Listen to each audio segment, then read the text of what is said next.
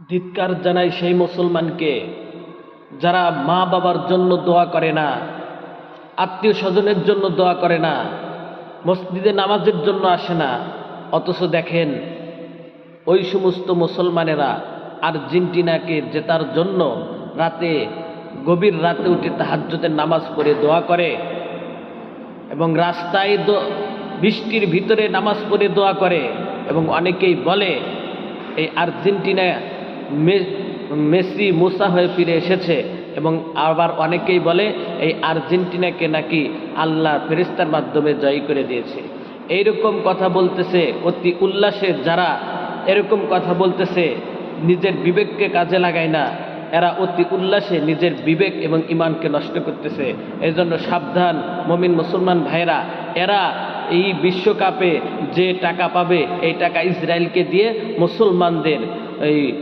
মুসলমানদেরকে হত্যা করবে, ফিলিস্তিনের সন্তান মা বোনদের ইজ্জত লুণ্ঠন করবে, তাদের উপর নির্মম নির্যাতন করবে।